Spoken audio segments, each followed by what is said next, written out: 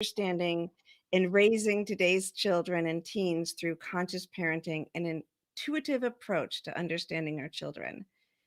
Chantel works remotely with clients around the world, and she is the mother of 2 children, a 5-year-old and a 2-year-old. If you want to reach out to Chantel after you hear her marvelous, conversation today, you can email her at yourconsciouslifecoach@gmail.com. Welcome, Chantel. Hi, Sheila. It's so awesome to be here. And then I would say it's consciously awesome to be. So thank you so much Consciously for awesome having to me. have you. You're Thanks. welcome. Of course. Thank you. So, as soon as I, knew I was gonna do this show and invite guests on, I knew that I was gonna want to have you on to talk about conscious parenting because you have been an advocate and passionate about that before you even had children. So, let's start, if you will, with, telling us what you consider conscious parenting. So conscious parenting to me is really looking at parenting in a very, very different way. So seeing that parenting is not one size fits all. And even for some listeners here today or viewers, you might be thinking like, "Oh, this isn't for me." And that's okay. But to really look at the fact that our children as well as our teens are, yeah, they might have little bodies, but they have these big souls within these little bodies. And being able to honor your child's journey while also honoring the soul inside and where they're meant to go on their path. So That's beautiful. supporting that. Yeah. Yeah, that's awesome. And for me, I think the soul is a key component that, I think Hmm. conscious parenting can mean a lot of different things to people. And just being aware of our parenting is a basic, right? Like knowing that we get to make choices, even if society isn't supporting those choices, maybe like, and I think more and more people are moving away towards it. But when I started raising my children 25 years ago, deciding not to spank them made people nervous. Still does on social media, but Hmm. things like that, right? But I think the key for me too, and why I love speaking with you about it is that looking at the soul, which could be much older than the little person that you have in front of you, right? Yeah. And being able to connect with them and see them from all the perspectives. So, Mhm. what inspired you to raise your children in this way? Well, honestly, you were a huge inspiration, um, because I could see how you parented differently, and you were honoring your kids, but also I think one of the things that I struggled, like, I'm the first to admit it, like, I struggled when I brought my child home from the hospital. My daughter is 5, and I was like and it I get really emotional talking about it because this is a passion of mine. Um, like there you were crying last week and now um but I'm not crying, you're crying. But I just I thought it was going to be flawless. I thought that parenting was going to come so naturally to me. Oh, this is easy. What's the big deal? And I really struggled. I struggled with not sleeping and like I think part of it, how I started to get my flow as a mom was I really started to trust my intuition. So I asked a lot of questions. I remember one day my mom was like, "You don't take my advice." And I'm like, "No, I do, mom. I take it in. I draw it in and I trust my intuition. And sometimes your advice makes sense and sometimes it doesn't make sense. And then I don't do it. I don't do what you say." And it was but that's really how I parent. I parent from that perspective of because there are times where I'll reach out to friends who are moms and I'm like, "Hey, what do you guys think about this? Or what do you think about that?" And that doesn't necessarily mean that they're right and I'm wrong. It's all very fluid. And to be able to say, like, how I parent my daughter is very different than how I parent my son. So, for example, my daughter, she gets just like her mom, she really needs her sleep and she gets overtired, and she's a high intuitive, but also very emotional, very connected to her emotions. When she feels so big and so much. And she has to go to bed by 7 o'clock, like no later than that. Whereas my son, who's 2, by the way,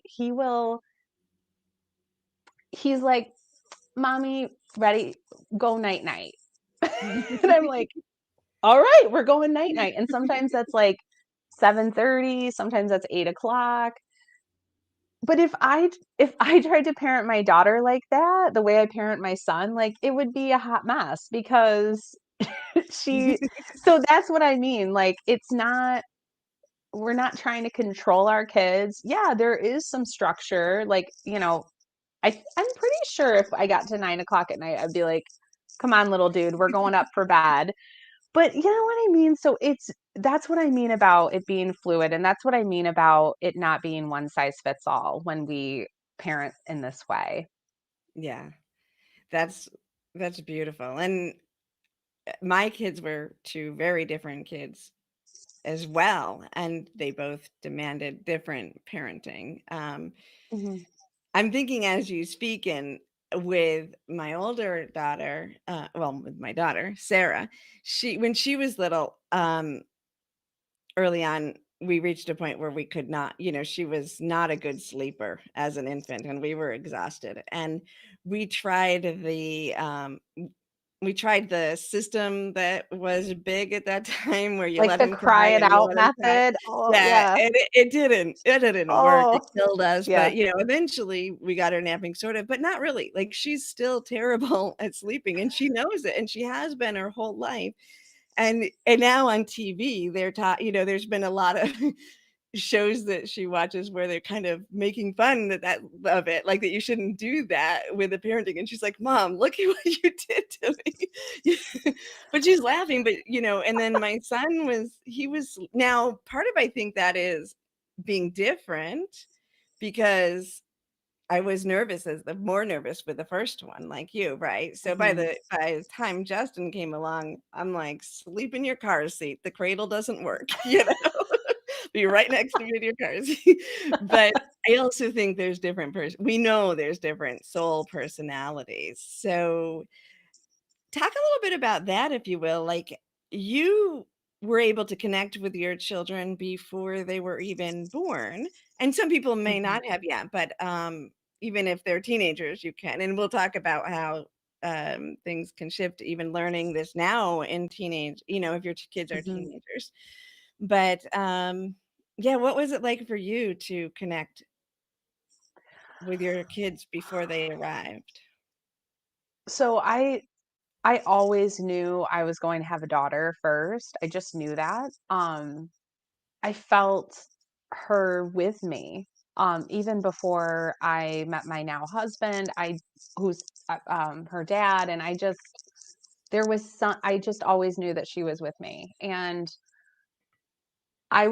for me, I always tell people that on the other side of the veil, or, when we think about, I don't know, there's a book called Spirit Babies that's out there. I read it, and what's cool about that is being able to meditate, but you don't necessarily have to buy the book Spirit Babies, but being able to really meditate and connect soul to soul. And so whether that is, maybe for somebody, maybe it's doing some prenatal yoga, but this is also where the Consciously Awesome program comes in, because the guided well, it's kind of guided meditations, but it's way beyond that. These conscious meditations are a way to connect with anyone on that higher vibration and that higher frequency. And that's what I did with both of my kids. I also did some Reiki before they were born. Um, I Reiki'd my belly. I put my hands on my belly every night. And sometimes I put my hands on my heart. Like, there was one day that I was like, where's, you know, I just couldn't feel my son's presence with me, and it was really when I was pregnant with him, and I was like, "Okay, what's going on?" And I remember I put my hands on my heart and I just breathed and I felt this warmth all around me and within me, and I just knew, "Okay, he's here." Like, I just knew it. So, those are just some ways that and really talk I think so often we get in our heads and we think, like, we try to look at it logically, like, "This doesn't make sense." Mhm. So we don't versus, like, just talk out loud, like, have a conversation with your baby who's in the womb, or even your baby that's, maybe you're not quite pregnant yet, but you wanna be. You can draw Yeah. that baby to you by having those conversations. Yeah. And then when they're here born, we can continue that. I think that's part of what we're Mhm, talking about with conscious parenting, at least in mhm, our version of it. mhm, Is that remembering the souls when they're here, and getting that delicate balance between talking to the soul and talking to the child, and how to navigate that. One of the things that I tell often is that my daughter, she said when she was only like under 3 years old, 2 years old, she's like, I think she was upset with me. She's like, "You didn't used to be the mommy. I used to be the mommy, and the mommy I have most is in heaven." And it's like, "Okay, put me in my place." But then at the same time, I turned back to her and I said, "Yes, but you chose me to be the mommy this time, which means you have to listen to me because that was our deal." You know? So there's Yeah. that whole, like, yes, honoring that this is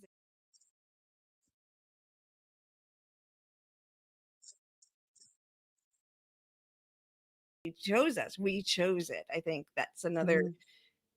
belief that I have that influences it. We Oh, chose it. absolutely, absolutely. I'm sorry, I did not mean to interrupt, but it's No, go because ahead. that is 1,000% what I believe too, that we choose our parents, we choose our children choose us, and I'm a big proponent of believing that there are no victims, that Right. I mean, people can go through some really, really messy things in their life, and I'm not saying that people don't go through trauma, but when you can kind of take that step back and recognize that there's times where I'm teaching my children, right? That makes sense. Like, Mhm. I'm the mom. But let's shift gears for a second. Like, when we talk about unconsciously awesome, like being open to being the observer and the participant, Mhm. sometimes both at the same time. Sometimes we observe, sometimes we participate. But also looking at it when I think of conscious parenting, that sometimes our children are teaching us. Absolutely. And Yeah. it's asking in every moment, especially when it's difficult. Like, I mean, kids are gonna have temper tantrums, like, teenagers are gonna slam doors, like, it happens, these things happen, and I think sometimes our kids are trying to teach us to stay emotionally present. So I got some really bad news last week, and I was definitely feeling really sad and grieving in a way. And my daughter was like, "Look at me, mom." And I'm like, "I just need a minute. Like, mommy's sad." And I looking back at that, I'm like, I think she was really helping me to stay emotionally present, meaning present Yeah. with my emotions, like to really feel my emotions and to not try to numb out in some way with TV or food or being on my phone or social media or whatever, because those are all those things that we sometimes Right. do to, or go up into my analytical mind and not really deal with it, but try to problem solve instead of actually feeling what I needed to feel. And so there's those times too, like the times that our kids have those big, big, big emotions, those are reminders for us as parents. Where am I at emotionally? Yeah. Like, if your kid's yelling, it's like, "Oh gosh, I need to yell." Like, that would feel really good right now. Maybe that's what I need to do too. So, those are those times where when we can start to shift and not look at a temper tantrum as a bad thing, Mhm. um, and helping, maybe even validating our kids and to say, "Yeah, you felt scared then? Like, I felt scared too before, and that's okay to feel scared sometimes. Here, do you need a hug? Like, let's hug it out." Like, because versus being like, "Oh, you shouldn't feel scared." I mean, that is so part of our vocabulary, at least as Americans, right? To be like, "Don't be upset. Don't be sad. Don't be scared." And it's like, what? Like, one, that's super invalidating. That's the therapist in me that's like, that is so invalidating. But to really kind of change our language around it, and also to sort of explore our beliefs more. Like, wait, I think it is okay to feel disappointed, especially when we really wanted something to happen and it didn't. Right. And can we start to shift gears and look at it in terms of like, hey, that is okay. And let's Yeah. support each other rather than trying to convince our children that they shouldn't feel certain emotions. Right.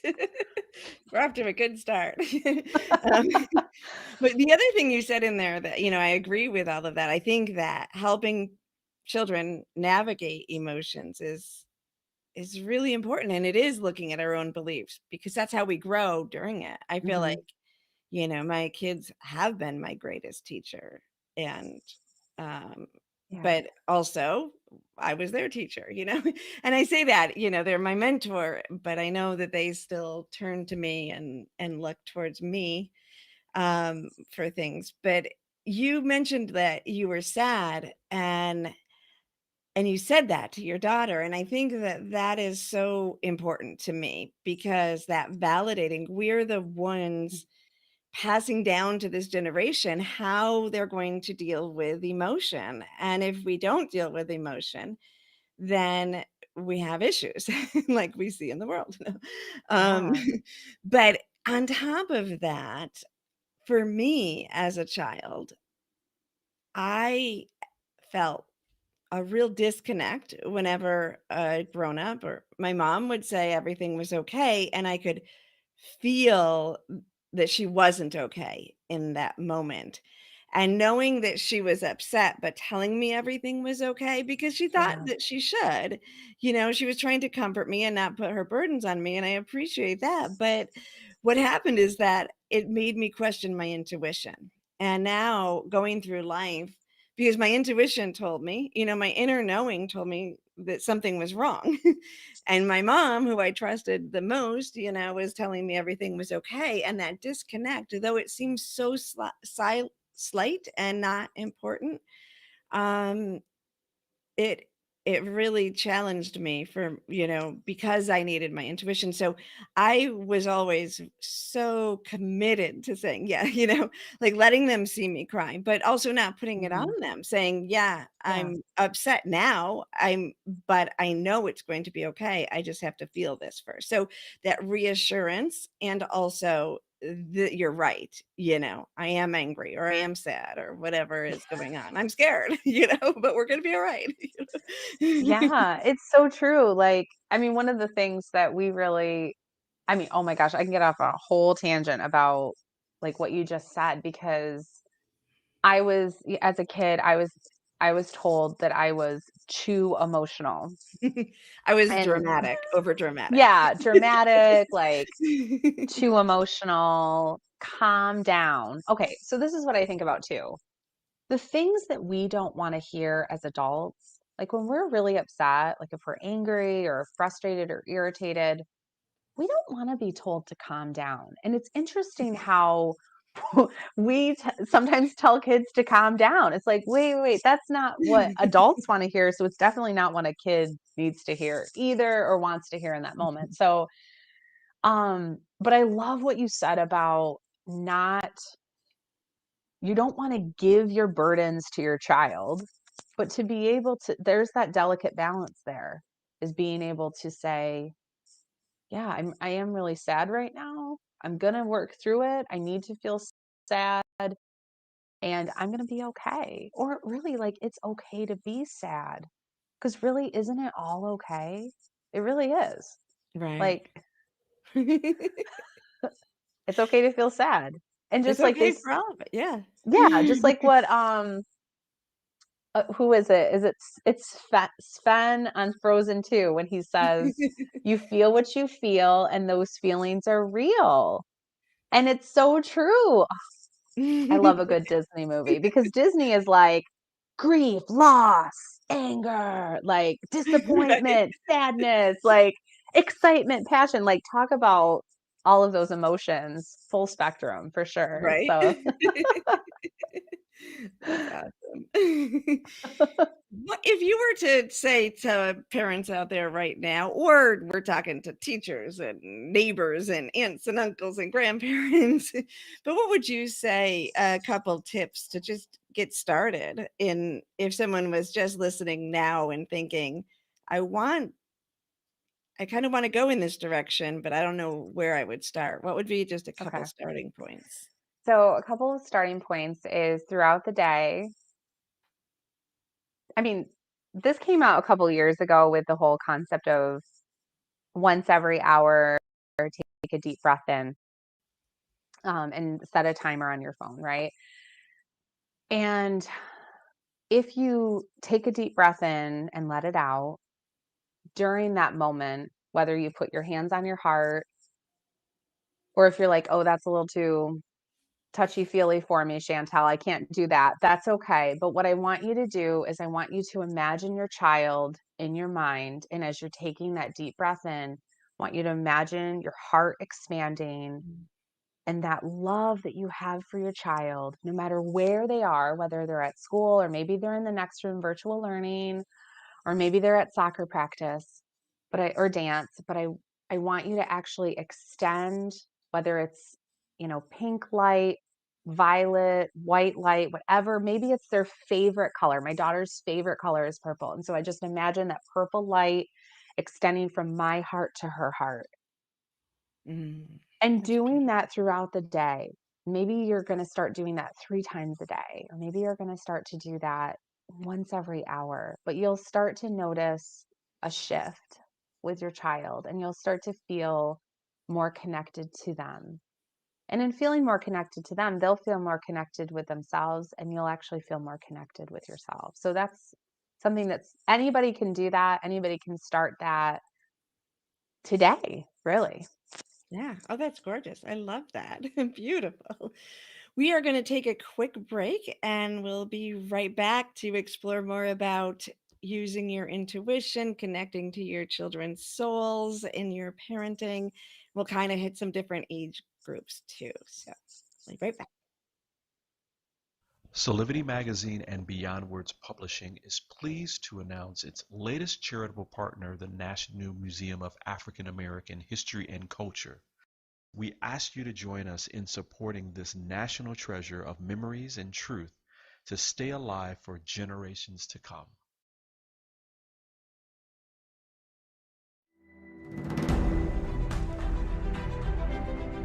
Creating this museum gives us a chance to make manifest the dreams of many generations.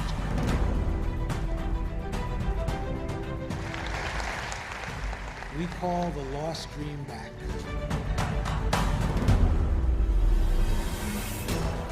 This is a milestone moment not only for the Smithsonian, but for the United States.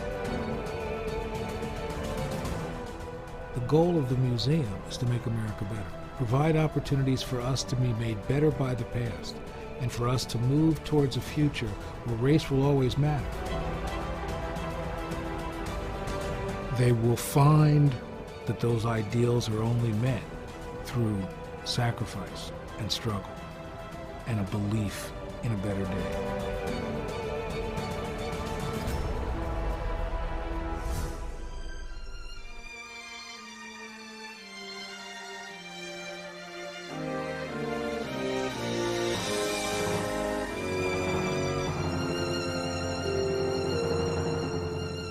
I was born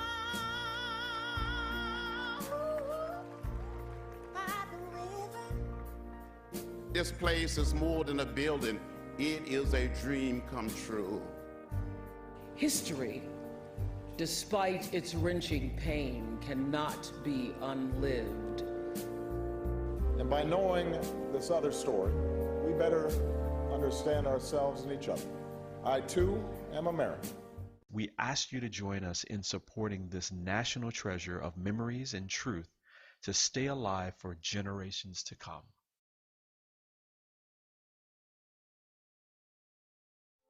Join Solivity Magazine and Beyond Words Publishing for another Truth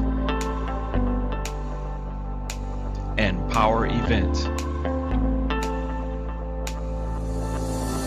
Don't miss our next event celebrating International Women's Month on March 20th at 2 p.m.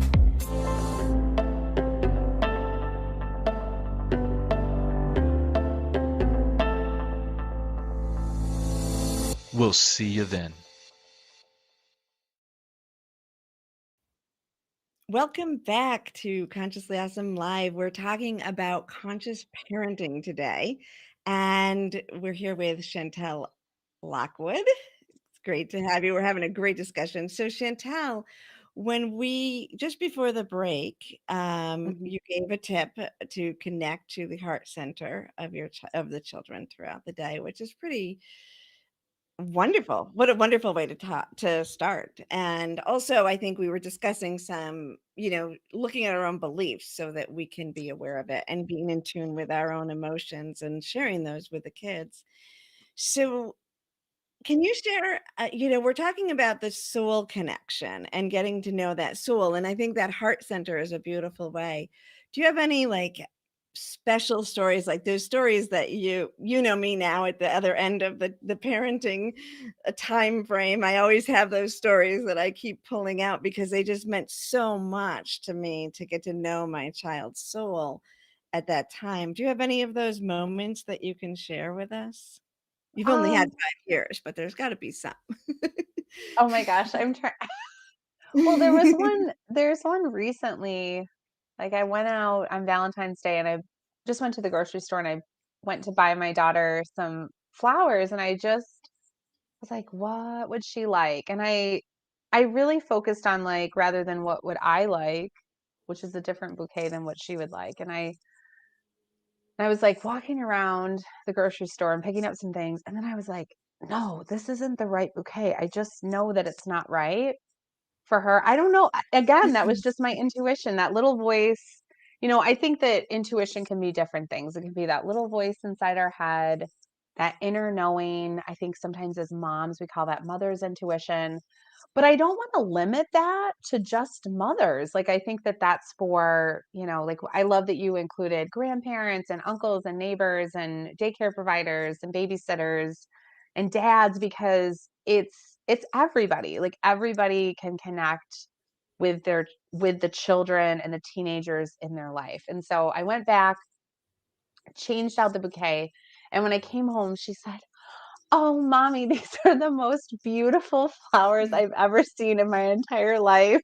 I Oh, was like, Solivity "Oh my Magazine and gosh." Like, beyond. it was just, that's wonderful. yeah. Oh, And so I don't know, that instantly came to mind, but I don't know. I feel like I have so many other stories that are way better than that. I know I do have a story that's similar to, your story about talking about how she was saying, like, I used to be your mom, or I used to be the mommy. So Eliana told me that she was, this woman named Jane Hopper in a past life, and that she lived in Gettysburg. And I was like, wow. So that's part of, for me, kind of coming with this openness and an opportunity to recognize that I think sometimes as parents, we by accident kind of put our beliefs onto our kids, um, versus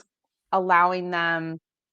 I think this is especially true with teenagers, like, because teenagers they have to be able to have the freedom to navigate, right? Because when you think about an 18-year-old, needs to be able to, like, move out and live on their own, whether that's like they go to college a lot of times, but we want free thinkers. We want to teach our children that they should be able to trust their intuition and make some of those decisions. And maybe they're, like, oh, okay, if you want to have purple hair, have purple hair. Like that, coming from that place of not feeling like, if we feel like we need to control our children in any way, then we're not parenting right. Like, I'm just going to say, like, I feel like some people are going to parent that way and that's how they're, but the times that I felt that, there was so much resistance between myself and my children that I was like, this does not feel right to me. This feels more like I'm trying to parent the way I think I should be parenting. Yeah. And whenever you should, this is not something I made up. I think I got this from Don't Sweat the Small Stuff, but it's that idea of like, you're shooting all over yourself. We don't want that. Like, that doesn't feel good. Yeah, I agree. And I think it's important you're looking at the teenage years now because I think they start now. Although we'll talk about, how you can bring this in later in your parenting. But Mhm. I remember when Sarah was young, she was like 3. It was going to preschool. And every morning her dad and she would have an argument about what she was gonna wear. And I would listen to Oh. this every morning, and then I finally said to her dad, I'm like, "You need to work this out right now because if not, this is what her teenage years are gonna be like, and you guys are not gonna get along then." And he listened and he shifted, because that was her way of, "I wanna wear what I want," and he wanted her to look really good, But, so I think that just that awareness of what and he was able to make that shift easy, and they have a great relationship, but it's that awareness of, like, why am I doing what I'm doing, and Yeah. catching yourself or having someone there that can catch you, because certainly he caught me in things too, over Mhm, the mhm. Oh, years. yeah, But I for think me. that yeah, when we remember, that we're teaching them young, then Justin, when he was a little bit older, not much, he got obsessed at the state fair on the game, like when you went down the strip of the games, and I had to carry him out of the state fair crying and kicking. I thought to myself at that point, he must look a lot like me because these police officers are letting me take this kid out of this place. but but, I That's thought funny. about it and I thought, well, you know what? We've had addiction in our ancestry, and this is an addiction of sorts. And so we worked on it at a little level with him just on those games when we went to amusement parks and we talked about it, from maybe 4 to 7. And by the time he was 7, he's like, I want to walk down the strip because we stopped walking down it. And he's like, I just want to walk down. And they walked down slowly. And then he walked back. And he's like, okay. And then that behavior was dealt with, and he learned how to deal with it before teenage years when other Mhm. things may have been exposed to him. So, and we can't catch everything, but those are things we can do early on. Because Yes. um, one of the stories then when we were talking that you, Chantel, said you love to hear of mine because you know my stories because they've been I out there do. for a while. But yeah, when Sarah was a teenager, and she used to go to all my events with me, and people had watched her grow up, and Justin didn't. Another way where they're different people, different kids, But at one point when she was a teenager, someone came up after and made a comment, and we're going to talk about this, Chantel, in a minute, but she made a comment about the teenage years being hard, or like a laughing joke about how we probably aren't getting along, or how, she was with her mom on a Friday night, something, that everybody does, because that's what we do in Mhm. society. That's how we connect with each other, and I don't. And so it makes it uncomfortable sometimes. Like, when they were younger, I never agreed to be in a laughing conversation or a just go along with the story with any Yeah. parent about my kids. And it wasn't that I was trying to make them uncomfortable, but it's like, it's similar to if you're in a a space where someone's saying a racist joke or something, you're like, I'm not going to engage in this. This is not Yeah. okay. And so I'm shifting it. And so I said something to that effect, or just didn't, like, well, no, something. And she turned to Mhm. Sarah about something, and Sarah said about parenting or something, I don't know what. And Sarah's like, my mom doesn't parent me anymore. And this person just looked at me like, where's Sheila, this person, who's been teaching us for what do you That's mean? awesome. But what she meant is, I don't need to be like, she doesn't have to. She's taught me along the way. I know myself now. I make my own decisions, and she knows that, and she honors me. So we're okay. Like, I didn't have Yeah, yeah. rules at the teenage years because we were honoring each other, and I trusted them to know themselves and what they needed to do. So, but you've Yeah. had things like that in the younger years. Oh, yeah, like the whole terrible too. Sorry, I do a lot of air quotes. That's just who I am. I can't change now. But yeah, like the terrible two. Oh, is he a terrible? I get it a lot right now with my son because he is two. So terrible twos and oh, you know, I don't know, your daughter, like, was she a terrible two or was she a terrible three? And I'm like, I don't, what does that even mean? And so I, plus I'm like, I feel like we should get away from the whole like calling our kids terrible. Like, how about that? Well, good idea. Right? I know, I know. We're halfway there. Yeah, exactly. Well, and I think it's like what we were talking about a little earlier that parenting has evolved and it needs to continue to evolve. And if not, if we don't start to shift our consciousness, and we're not going to get anywhere and we're going to continue to feel really stuck as parents. And, but yeah, so definitely, um, with the whole, that's the first thing that I think of is like calling my kid terrible. I'm like, oh, okay. Or like, oh, tantrums. And I'm like, okay, adults throw tantrums too. Like, and then I thought having a tantrum is not such a bad thing because you feel the emotion, right? We talked about that Right. in the Consciously Awesome program. You bring the emotion in, you feel it fully, you don't try to resist it, you don't try to push it away. I mean, that is really one of those opportunities where we can fully learn from our kids because our kids are able to Right. embrace their emotions. My son, he throws himself on the floor, he kicks and screams for a little bit and yells no. No is his favorite word. And I'm like, that's okay. Like, and then he goes back to playing like he's happy as can be. So I don't know. Like, I just don't think that any of that's a bad thing. But yeah, I think definitely like ages 2 and 3 got a bad, like sort of a bad rap. I've even heard people tell me that their 8-year-old is grumpy all the time. And I'm like, okay, well, what's that about? Because again, like I feel like our children's emotions, are they mirroring where we're at emotionally? Mhm. If we're feeling stressed and overwhelmed at our job and we come home and we feel stressed and overwhelmed at home because, and part of that might be because our kids are sort of presenting in a way that's very overwhelming. Well, is that a mirror for us? Is that a mirror to be able to say, okay, what's going on? Like, am I even really happy in this job? Maybe I need to make a change. So it's again those opportunities to, I feel like I totally just rambled there. But anyway, opportunities to learn from our kids. I think yeah, I think that is part of the process all the time. As you were talking, I'm like, wow, I think there's probably some parents out there going, I'm so tired. This sounds like even more work. Like, what can I do?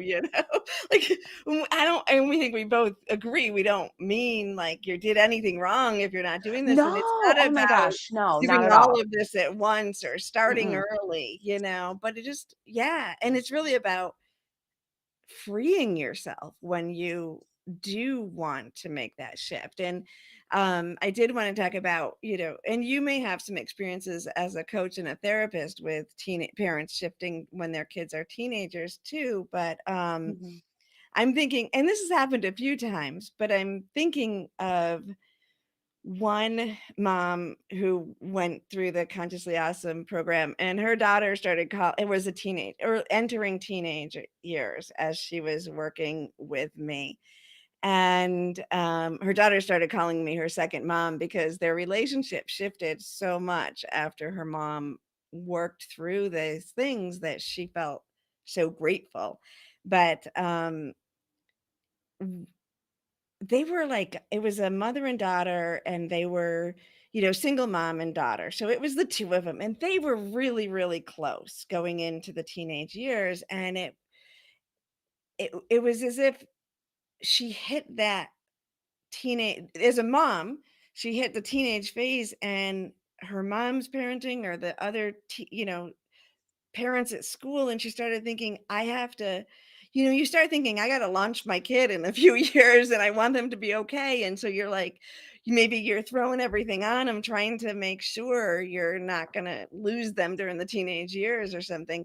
And so she was doing things that didn't feel in alignment with herself, but they were the right thing to do, the grounding her and Mm. setting new boundaries and kind of preparing for the mistakes she was going to make, maybe, and then she started shifting and realizing, and it wasn't by shifting to try to become a better parent. She was trying to find herself. She was taking it for herself and shifting, and in that space of nurturing herself and feeling that new freedom and the new levels of connecting through conscious meditation, she was able to look at it and say, what am I doing? Like, I don't need to do this. I'm seeing her soul too. And that was another thing. At any point during the journey, when you do the meditations and start to get to know your child's higher self, and you start to be like, oh, right, we're on the same team, and she's got it. Like, she's got to Yeah. grow into that, but she's got it, or he's got it there. So I think it's really important for everyone to remember that at any point along this path, you can start. And again, I would say it goes back to that connecting to the soul of the Oh, child. definitely. And also like trusting in yourself and trusting in the process because yeah, I think that like maybe for this mother, I don't know exactly how she felt, but to look at the teen years and be like, "Oh no, this is going to be like this great relationship that I had with my daughter, like no more. It's going to be all out the window." And that's simply not true, that it's being able to sort of shift our thinking and how can we connect more with our kids. So, and also to be able to give them those like I went back to like choices, using your intuition and like you said with your daughter, like she can wear whatever she wants to wear. So one of the things that I think about, well, now I'm starting to talk about my daughter, but this is just a really good story and I feel Go like for this is going to be really good for somebody listening. it. So every morning for like a month, the snow fell. So this may have been back in December or January. I'd be like, "Come on." Like I tell my daughter, I'm like, "Come on, we got to get going. We're going to miss the bus. We got to get in the car, get in the car, get in the car." And then I took a step back one day and I was like, "What does she need? What do I need? What I need is for her to get in the car. What does she need?" And every time we would leave the house, she wouldn't go right to the car. She would kind of gallivant around the front yard. She'd be eating snow. She loves to eat snow. And she'd be, making a snowball or whatever. And I realized she needs a little outdoor time, right? Because in school, like Yeah. when it's winter here, you don't go outside except for maybe once a week, and you have to bring your snow pants, and maybe it's on a Friday. But if it's really cold and windy, you're not going to be able to go outside, and that's all that makes sense. I'm like, oh, she just needs some outside time and a chance to eat the snow. So I said, okay, well, get your stuff on, and then go on out. Like go on out, and you can play outside. But you have to be able to see the windows, and if you don't see the window, then that means that mommy can't look out and see you. So I gotta be able to see you. So that gave her at least 5 minutes, sometimes 10 minutes to be outside eating snow, making snowballs, watching the squirrels. and she sounds like a dog watching this girl enjoying nature. And then I would come out with my son, I'd get his jacket and boots on, and okay, come on, honey, we gotta go. And she would walk right to the car. And some Mm, mornings I would walk out the front door and there she would be. She'd be waiting by the car door, ready to go. right. Mommy, I tried to get in the car, but the car door was locked. Okay, honey, well, thank you for waiting. Total difference. So when there is a power struggle, it is asking yourself, what do I need? And what does she need? Because I feel like we can find that space where there's love and nurturing. And I know sometimes, like in therapy speak, we call it finding a middle ground or finding a compromise, but recognizing that like what I need and what my child needs is sometimes really different. But it Mm, doesn't mean that she's being defiant. Like, right. yeah, it's easy to look at that. It's easy to look at that situation and say, "Oh, she was being a brat, or she was being defiant." But really, or maybe she didn't want to go to school, or but no, it wasn't any of that stuff. And to be able to really see her for the person that she is, and that she just really needed to have some snow time. Go out, Right. get your snow time, girl. Okay. Instead of like, and it was a total game changer. And yeah, so I think, yeah, I like that. Well, that is a great story. And, the really see her. That's the point. Really see her see and her. really see her, really see him, really see them. And that openness and willingness to do that. And then to let them really see us. I apologize to my children when I don't, Oh, yeah, when I me don't too. perform at my best ability. I say, I'm Oh, sorry, yeah. I And apologize. Not, you're right and I'm wrong necessarily, yeah, but like, I got stressed and I could have done that better. yeah, you Because know what? for mom, Mommy's gonna take a little redo. I need Let to me talk. just, I'm backing up the tape. We're starting over again. Yeah, it's just like that. Or I can't tell you, like, if you are so focused on a to-do list, get rid of the to-do list. And we talk about that in Consciously Awesome during our, what is it, week 7, is being able to just get rid of the to-do list and focus more on, or if you're like, Chantel, I have to get the laundry done. The laundry's not going to fold itself. Okay. Then take the laundry and either have your kid, hey, I want to see how your day was. I want to chat with you. Like, help me sort the socks so we can talk, right? Being able to spend time with our children while also getting some things done that we need to get done. Or sometimes I'll fold the laundry while my kids are playing so I can see them. I'm really watching them. The laundry is not more important than my kids. It's just not.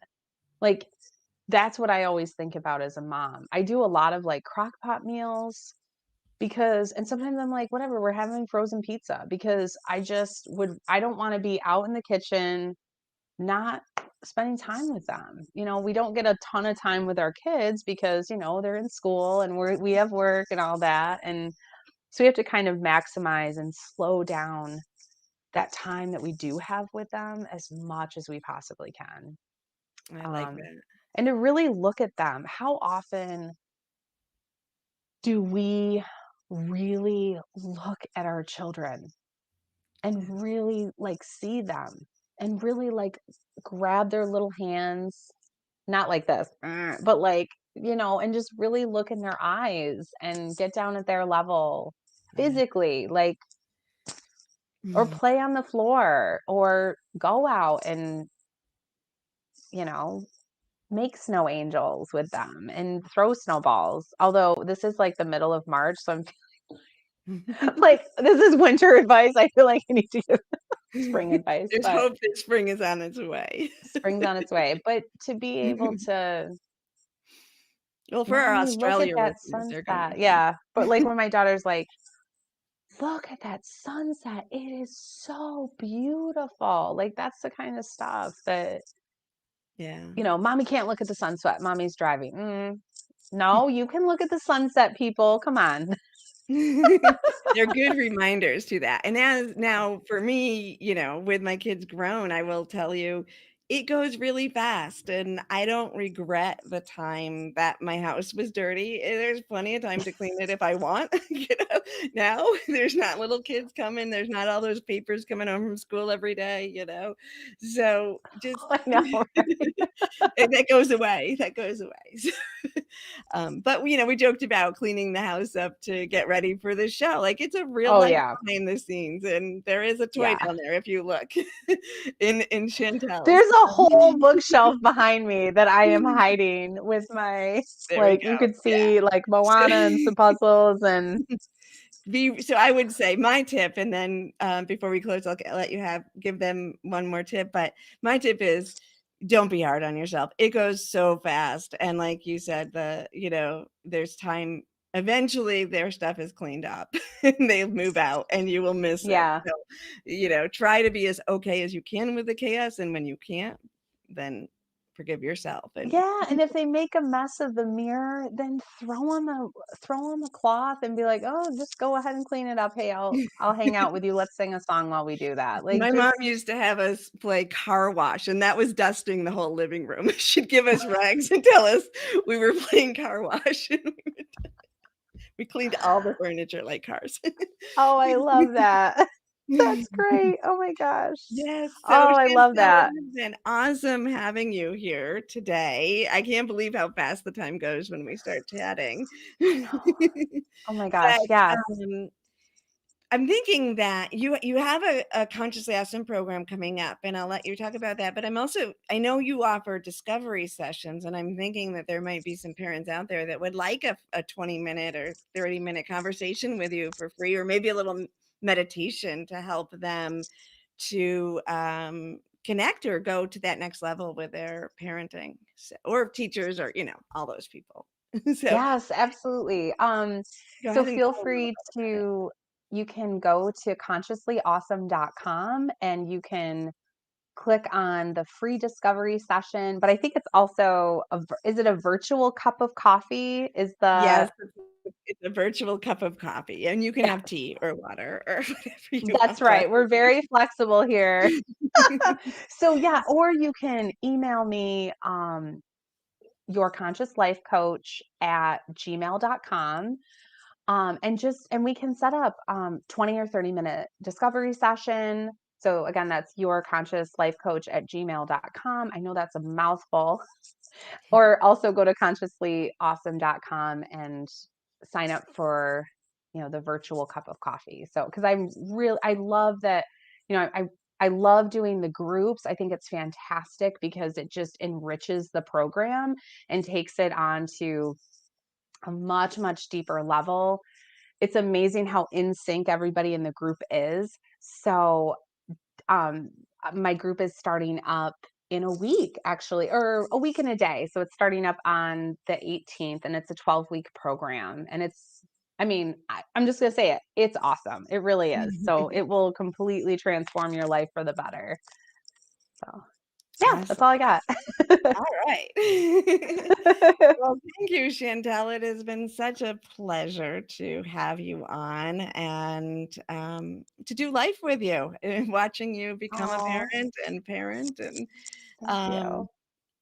it's a beautiful thing, and it's an honor to also have you as a consciously awesome facilitator. So thank you so much. And I do encourage anyone interested to reach out to Chantel, even if it's just for a little conversation, and tell her you're interested in discovery, and just, take another tip or two just for you.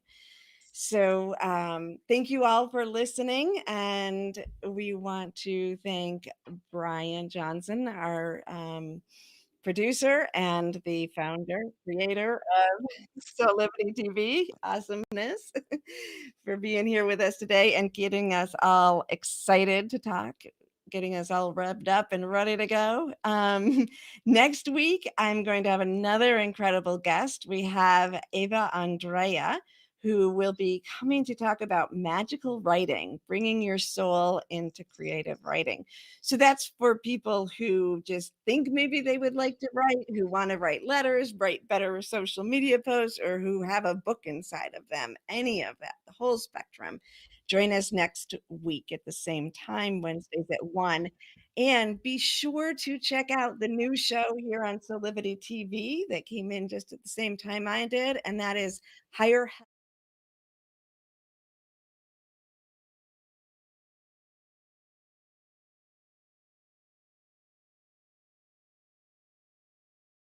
next week.